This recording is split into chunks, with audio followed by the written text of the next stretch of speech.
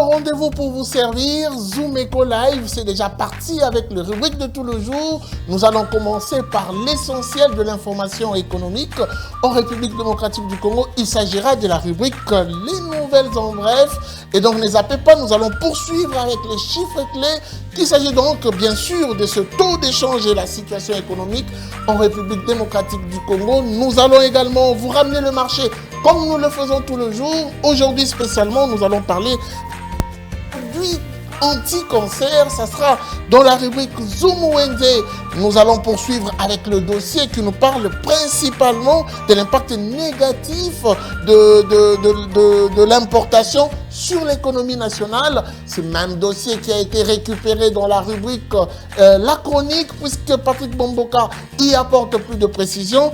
Nous allons évoluer avec un invité qui sera avec nous en ligne. Il s'agit du député national Eliezer Tamboué. Avec lui, nous allons aborder la question de la crise au sein de l'hôpital de référence, l'hôpital général Mama Yemo. Nous allons aussi aborder les plus grands rendez-vous retenus pour ce mois et pourquoi pas le mois prochain. Ça sera la rubrique Agenda. Et pour finir, nous allons donner la parole à ceux qui n'ont pas de voix. Bien sûr, ça sera l'article 15. Tout de suite, les nouvelles en bref. Débutons ces nouvelles en bref avec les recettes domaniales attendues qui s'élève à plus de 2 milliards de francs congolais. Le gouvernement de la République démocratique du Congo attend du secteur de l'urbanisme et habitat des recettes non fiscales à hauteur de 2 milliards 603 millions 238 082 francs congolais en 2021. Classé dans la catégorie des recettes domaniales, le secteur de l'urbanisme et habitat devra manager des efforts pour répondre aux attentes du gouvernement congolais en quête de moyens financiers pour faire face aux nombreux défis de développement. Nouvelle en bref encore, cette fois-ci nous parlons des recettes administratives pour la prévoyance sociale arrêtée à plus de 54 milliards de francs congolais. Le gouvernement de la RDC a arrêté un montant de recettes non fiscales à mobiliser au sein du ministère du Travail et de Prévoyance sociale à 54 milliards 319 millions 206 380 francs congolais. Ces recettes dites administratives sont collectées essentiellement dans les activités administratives qui entre dans la compétence du secteur des prévoyances sociales.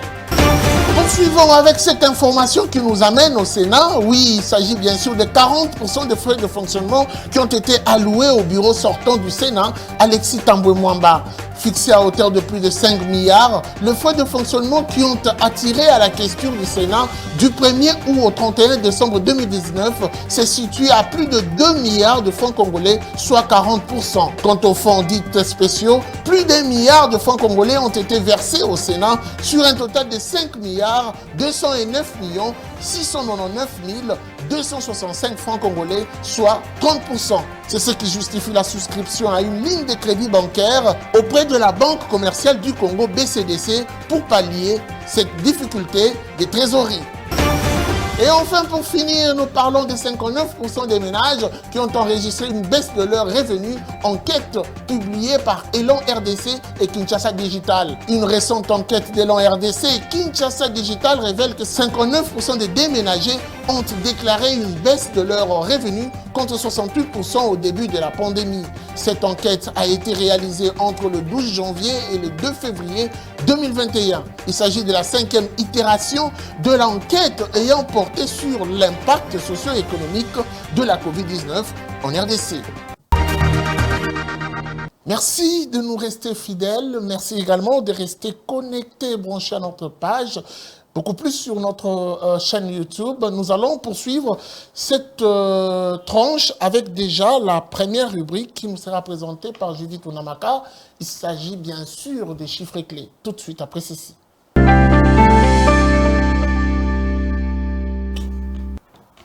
Judith Unamaka, bienvenue. Merci. Alors aujourd'hui, vous êtes encore avec nous avec des précisions chiffrées. Qu'est-ce que vous nous ramenez exactement? Comme vous venez de le dire, nous vous ramenons les chiffres clés sur le taux indicatif et le taux parallèle. Okay. Commençons donc par le taux indicatif, qui est le taux fixé officiellement par la Banque centrale du Congo, Okay. où 1 dollar se change à 1980 francs congolais, un franc CFA vaut 3,62 centimes et 1 euro se négocie à 2375 francs congolais.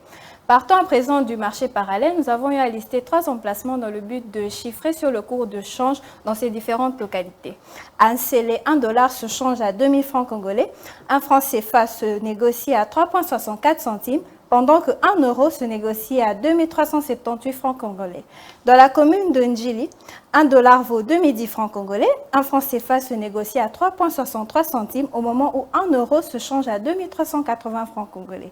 Enfin, vers Chancellerie, sur le boulevard, 1 dollar se change à 2000 francs congolais, un franc CFA se négocie à 3,62 centimes et 1 euro vaut 2392 francs congolais. Alors justement, on ne peut pas se séparer sans avoir la toute petite situation globale de l'économie actuelle de notre pays. Exactement. S'agissant des paramètres macroéconomiques, il s'est constaté une légère accélération du rythme de formation de prix intérieur au cours de la 3e semaine du mois de février 2021. Le taux d'inflation actuellement est chiffré à 0,097% contre 0,78% la semaine du lundi. Alors, pour finir, qu'est-ce qui caractérise le marché de change actuellement? Il s'est constaté actuellement qu'il y a une stabilité relative à l'indicatif et une légère augmentation de 0,11% au parallèle du franc congolais face au dollar américain. Et notons également qu'il y a une légère hausse de 0,79% des réserves de change actuellement. Merci beaucoup pour toutes ces précisions, Judith Tounamaka, et ça a été un plaisir pour moi d'être avec vous sur ce plateau. Merci. Alors nous allons poursuivre cette tranche, ça sera cette fois-ci le marché que nous ferons pour vous. Nous allons donc faire ces marchés avec notre expert en marché. Elle nous amène le produit anti-cancer. Tout de suite, Zoom Wednesday. Bienvenue dans Zoom Wednesday avec le prix des aliments anti-cancer. Rien de tel qu'une alimentation riche pour réduire le risque du cancer. Commençons par les poissons où on retrouve de crevettes 1 kg qui coûte 13 000 francs et 20 000 francs chez d'autres. Le thé, une pièce et vend à 300 francs et la boîte à 8 800 francs. Connaissez-vous du curcuma, cette épice jaune d'or qui permet à prévenir le cancer qui coûte 1 000 francs la pièce et 3 000 francs la boîte. Rien de plus nécessaire qu'un légume dans vos repas anti-cancer où le chou se vend à 3 000 francs, un verre de champignons à 1 000 francs, un sac combi de champignons à 3 000 francs, une botte de carottes à 3 500 francs et 500 francs la pièce. Consommez le chocolat noir qui est reconnu comme anti-cancer grâce à ses vertus antioxydantes qui se vend à 10 000 francs. Le contenu de votre assiette est essentiel en privilégiant un exercice physique et une alimentation saine. Merci de nous avoir suivis et retrouvons-nous prochainement avec le même plaisir. Voilà, nous sommes de retour sur ce plateau avec elle, Judith Piombo. Nous allons parler du dossier. Je vous ai annoncé, le dossier portera essentiellement sur l'impact négatif de l'importation sur l'économie nationale. Elle sera avec nous après ceci. Judith Piombo, bienvenue. Merci. Vous allez bien? Oui, ça va. Aujourd'hui, vous êtes allé chercher pour nous plus loin, nous ramenons un sujet qui pousse à une forte polémique, l'impact économique de l'importation sur l'économie nationale, on doit le dire. Qu'est-ce que l'on doit retenir? Quel savoir vous nous apportez ce soir? Alors, avant de parler de la République démocratique du Congo, ouvrons une parenthèse en Afrique, Oui. Où les pays du continent africain Oui. sont riches, Oui. mais qu'ils ont beaucoup de manques et des insuffisances des industries dans la transformation des produits. Okay. Alors, prenons l'exemple du Mali, qui jusqu'en 2018 était le premier pays producteur du coton, Okay. avec un record de plus de 700 000 tonnes. Ça, c'est le Mali. Oui, le Mali. Justement. Mais avec les industries textiles qui étaient insuffisantes, ce qui a fait que le pays n'a pas pu transformer grand nombre, il n'a transformé que 2%, vous imaginez. Et s'il faut parler du marché alimentaire ou des produits alimentaires, l'ancien ministre sénégalais de l'agriculture a eu à parler de ça. Il a dit que les Africains, ou l'Afrique ne représente que 10% de la population mondiale, mais elle consomme plus ou moins 30% des importations mondiales du riz. Et s'il faut parler des chiffres, en 2016 donc, le continent a dépensé 65,8 milliards de dollars pour pouvoir acheter ou payer les produits alimentaires de base. Donc l'importation que pour répondre aux besoins liés à l'alimentation. Justement. Donc les produits de base tels que le céréal, le riz, le céréal, de l'huile et autres aussi que je n'ai pas cités. Alors s'il faut parler des chiffres aussi, nous devons dire que ça a augmenté considérablement au fil du temps. Nous refermons donc cette parenthèse en passant directement en République démocratique du Congo. Notre pays, oui. Quel est le cas? Quelle est la situation ici? Alors, les produits importés sont en forte concurrence avec les produits locaux, ce qui fait que ça réduit les incitations à investir dans l'augmentation de la production alimentaire. Tel que nous pouvons donner l'exemple des épices, oignons, ail, voire même allant plus loin, nous avons le riz, les sémoules que nous pouvons produire nous-mêmes à l'interne. Localement. Oui, nous préférons importer et cela nous coûte cher et ça a un impact négatif sur l'économie nationale. Et donc c'est une grande perte pour le gouvernement qui est obligé à tout moment de sortir de l'argent et de faire venir ces produits qui sont capables d'être produits ici localement. Exactement, une dépense très lourde. Merci beaucoup. On va donc suivre, vous me ramenez un reportage, un dossier. Exactement. Nous allons suivre ce dossier, ce reportage qui nous ramène Judith Piombo et nous allons revenir pour les détails. Tout de suite, le reportage. J'ai deux petites questions. 1. Pourquoi le Mali, l'un des plus grands producteurs de coton au monde, importe encore des vêtements de Chine? 2. Pourquoi le Bénin, pays aux terres fertiles, continue d'importer des milliers de tonnes de riz chaque année au lieu de le produire lui-même? Des questions qui ne trouvent toujours pas des réponses valables au regard du potentiel que détient l'Afrique, particulièrement la RDC, qui se trouve aussi parmi les pays très importateurs, et cela quasiment dans tous les secteurs. Nous consommons plus au niveau national ce que nous ne produisons pas. Certaines statistiques font état de plus de 80 milliards de dollars dépensés par les pays africains seulement en importation des aliments.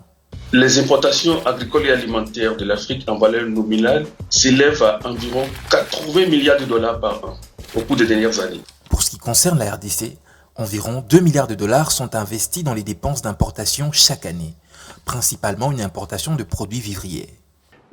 Parmi les impacts négatifs, premièrement, nous soulignons le fait que le pays, toutes les devises, soit une bonne partie des devises qui pouvaient être logées dans nos banques au niveau du pays, vont à l'extérieur du pays parce que nous avons besoin de la marchandise, nous avons besoin d'importer les biens, et principalement les biens de consommation, pour une consommation locale.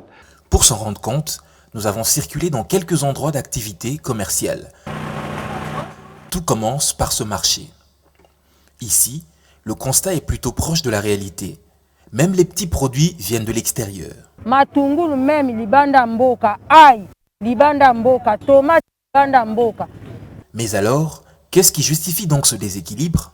Ce qui est principalement à la base de cette dérive, c'est que la plupart de nos producteurs sont des amateurs. Il s'est fait qu'au niveau de la production, les financements ne suivent pas. Bon nombre de producteurs locaux travaillent avec les moyens des bords. C'est-à-dire ils ne peuvent faire que ce que leur permet les moyens dont ils disposent. Cette réalité est également soulevée par la table de négociation entre le ministère de l'Industrie et les partenaires. Que le pays dispose de ce genre de plan, c'est déjà un pas important vers l'industrialisation du pays. C'est seulement question qu'au niveau de l'exécutif, tout soit mis en ordre, qu'au niveau des entrepreneurs, du patronat, comme des petits producteurs, que chacun à son niveau puisse s'organiser de telle manière que les failles soient comptées au bout de doigts. Un abécédaire a été mis sur pied, le plan directeur d'industrialisation.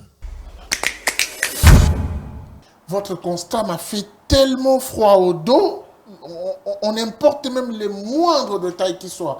De 80 milliards de terres arabes. Oui.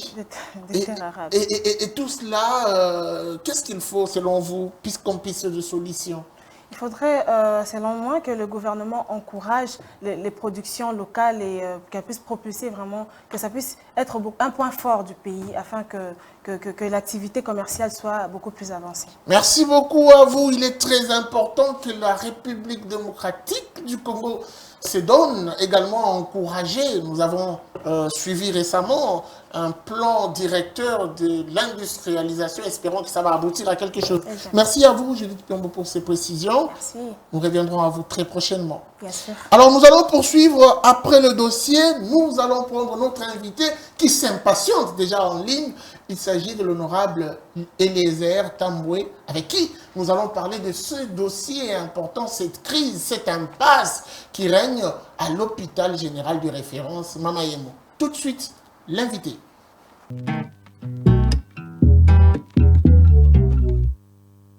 Alors, nous allons commencer avec cette question, honorable Eliezer Tambwe. Vous avez accepté de répondre à notre invitation. Nous vous prenons en ligne. Vous êtes déjà en ligne. Pour commencer, vous suivez cette crise qui s'observe au sein de l'hôpital des références Mamayemo et vous faites partie du comité qui suit la situation sur place, sur le terrain. Où vous en êtes avec les démarches sur place? Nous sommes allés nous enquérir de la situation sur place. On a trouvé qu'à l'hôpital, rien ne tourne. Ceux qui sont là ont décrété une grève, une façon de faire pression aux autres. Et enfin, nous sommes allés voir le gouverneur de la ville. Selon le gouverneur, il n'était même pas au courant qu'il y avait grève là-bas, qu'on avait fermé l'hôpital. Il a essayé de se renseigner. Il a dit que depuis que le désordre a commencé, le comité qu'il lui a nommé est en dehors. Aujourd'hui, les installations de Mamayemo sont prises par les autres. Mais il ressort d'un débat organisé hier au Palais du Peuple entre les représentants du ministre Etine et les représentants du gouverneur, le syndicaliste, l'administration représentée par son secrétaire général.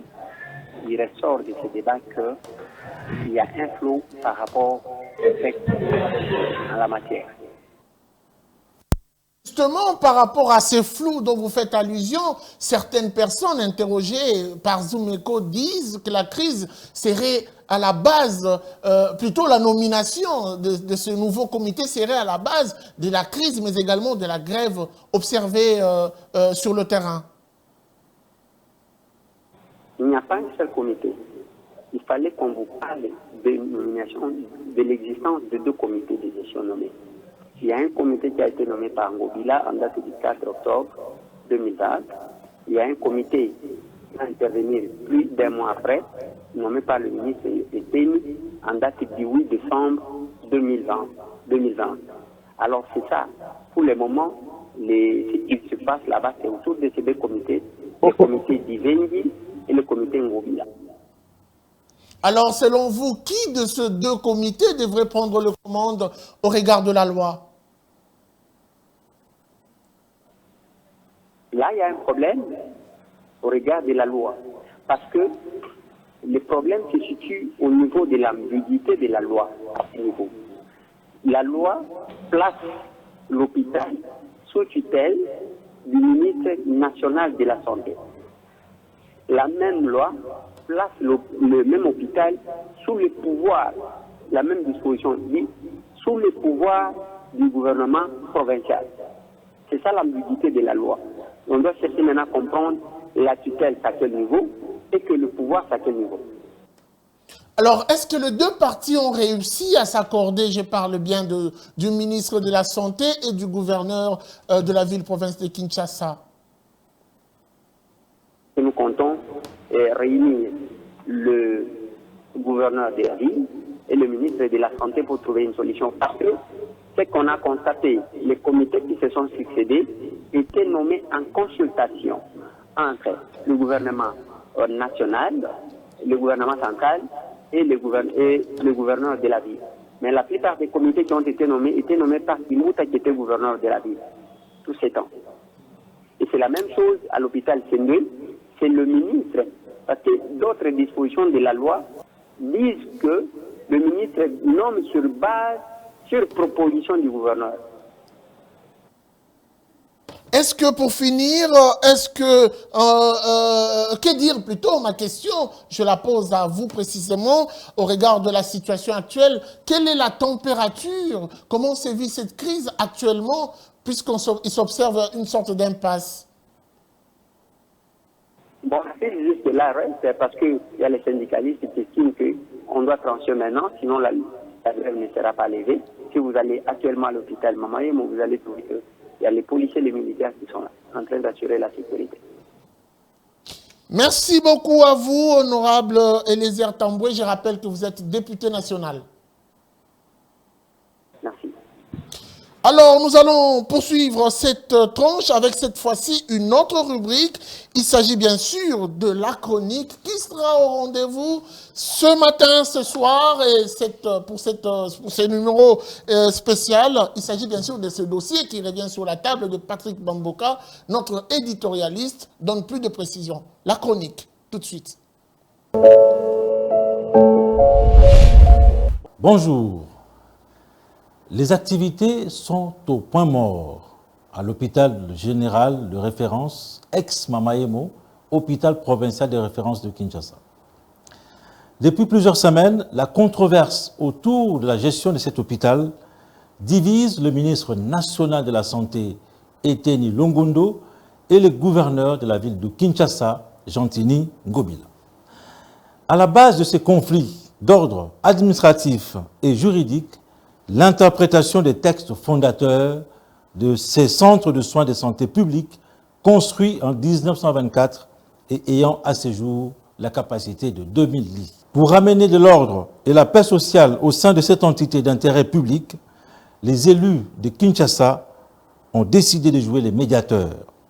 Depuis le lundi 22 février 2021, ils sont entrés dans la négociation pour mieux cerner le problème et encourager une voie de sortie acceptable par tous. La chronique Zoumeko se rapproche de ces péripéties qui étouffent l'ex-Mamayemo et tente de trouver les explications à la question que tout le monde se pose, qui dit vrai sous la gestion de l'hôpital ex-Mamayemo. L'ex-hôpital général de Kinshasa dispose à ce jour de 2 comités directeurs. L'un désigné par le gouverneur de la ville de Kinshasa en date de 4 octobre 2020, et l'autre a été mis en place par le ministre de la Santé, Eteni Longondo, le 8 décembre 2020. Ces bicéphalismes sonnent très mal dans le rang des agents qui boudent et se retrouvent dans une sorte de dilemme. Quel comité directeur suivre? Naviguons alors dans le temps pour essayer de comprendre la source de ces conflits. En 2002, il avait plu au président de la République de cette époque de prendre un décret au terme duquel l'hôpital Mamayemo a été dissous et ses patrimoines avaient été déversés au ministère de la Santé et non pas à la ville de Kinshasa. Ce même décret créait un hôpital dénommé Hôpital provincial général de référence de Kinshasa. Et les premières interprétations discordantes vont ainsi naître à partir de cet instant. Pour la ville de Kinshasa, cet hôpital est du ressort des compétences du gouverneur, du fait que dans sa dénomination, il y a le qualificatif provincial. Un point de vue tout à fait contraire du côté du ministère de la Santé, où le discours a toujours été de considérer que la nature juridique et le statut d'une structure ne se définit pas en considération de sa dénomination, ni ne s'enduit de celle-ci, laquelle, à certains égards, ne peut qu'être fantaisiste. En outre, dans le jargon médical, le vocable national ou provincial accolé à un hôpital fait référence non pas à sa localisation, mais au niveau de son plateau technique. À ce sujet, le plateau technique de l'hôpital provincial général de référence de Kinshasa est d'un tel niveau qu'il a été déclassé par l'arrêté ministériel de 2016 comme un hôpital de niveau national. Voyons maintenant la Constitution congolaise. L'article 204.18 de la Constitution limite la compétence de la ville à l'organisation et à la promotion des soins de santé primaires, lesquels sont dispensés au niveau des centres et des zones de santé. En application de ces dispositions, l'ancien comité directeur, dirigé par le docteur Diabeno, avait même été nommé par un arrêté du ministre de la Santé en 2005. Au départ de ce comité, c'est plutôt l'hôtel de ville de Kinshasa qui reprend la main, avec une commission d'affectation qui avait mis en place l'équipe de Dr Mbaki. D'où la naissance de ces conflits larvés qui atteint aujourd'hui son paroxysme. Pour les syndicalistes, une solution doit être dégagée maintenant avant que les agents ne retrouvent les salles de soins. Les élus de Kinshasa ont la lourde tâche de rechercher la solution à ces problèmes qui exposent d'autant plus les malades. Qui a la tutelle sur l'ex-hôpital général Mamayemo? Tout le monde s'accorde autour de la loi, c'est le ministère de la Santé. Qui a le pouvoir de gestion? Qui peut nommer un comité de gestion à l'hôpital général ex-Mamayemo? Deux réponses s'improvisent. L'arrêté ministériel de 2006, qui a déclassé cet hôpital au niveau national, l'a placé sous la gestion du gouverneur de la ville de Kinshasa. Alors que l'article 203 de la Constitution renvoie le contrôle de gestion de cet hôpital au ministère de la Santé. Voilà les débats qui s'invitent au Parlement. Merci de nous avoir suivis. Voilà, nous allons poursuivre cette fois-ci avec le rendez-vous de tout le jour. Vous avez de quoi noter. Il est temps pour vous de prendre ces précisions de ces rendez-vous économiques ici à Kinshasa comme à l'intérieur du pays. L'agenda, c'est avec Ada Sadras.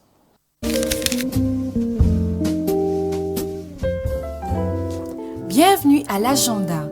Nous commençons aujourd'hui par vous rappeler que le Salon international du pétrole, gaz, énergie dénommé Petro-Africa se poursuit et prendra fin le 26 février 2021. Ce salon se déroule au parc d'exposition du Kram à Tunis. Pour parler d'autres rendez-vous, il s'agit du sommet des dirigeants du G20 2021 qui sera accueilli en octobre prochain par l'Italie, qui commence déjà par organiser ce vendredi 26 février un événement d'ouverture en monde virtuel. Au cours de cet événement, ils se baseront sur le G20 et la gouvernance mondiale pour la reprise et la transformation. Pour finir, le même G20 organisera la première réunion des ministres des Finances et de gouverneurs de banque centrale ce samedi 27 février 2021. Pendant la réunion, il se concentrera sur 3 grands piliers d'action interconnectés, notamment les personnes, la planète et la prospérité. C'est tout pour aujourd'hui dans notre agenda. Merci, au revoir. Merci, vous avez suivi les différents rendez-vous. Merci à vous, Ada Sadras. Nous allons donc prendre cette fois-ci la rubrique qui est d'ailleurs trop attendue par vous. Cette rubrique qui vous ouvre les portes dans les coulisses. Encore aujourd'hui, nous avons rencontré une vendeuse. Oui, un vendeur cette fois-ci. Excusez-moi, il nous a ouvert ses portes. C'est l'article 15. Tout de suite.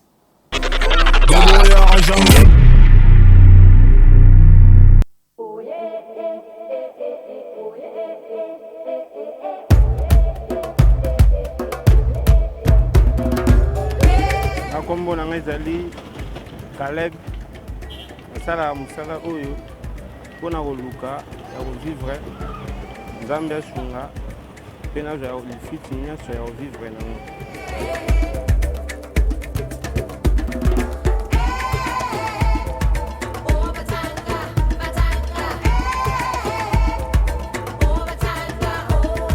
mefa ya mosala oyo naokende oyo nazwaka yango wana nafutaka ndako. Nalesaka bana na mwasi. Ali papa des enfants.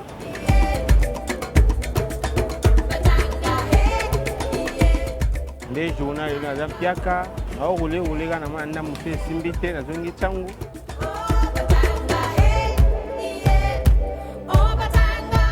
Naopesa na jeune nyonso batika likuluna baluka nde mbongo. Mabe nyonso batika tosambela tozala lezi mboka ekekati na kilo.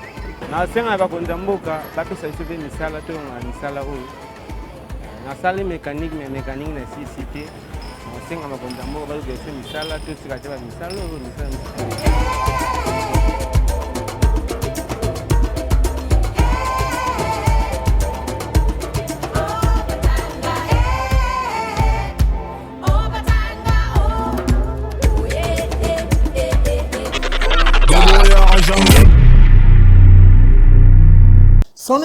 pour aujourd'hui. Merci de nous avoir suivis. La suite, ça sera sans doute au prochain numéro avec le même plaisir. Vivez heureux, vivez son temps. Au revoir et à très vite.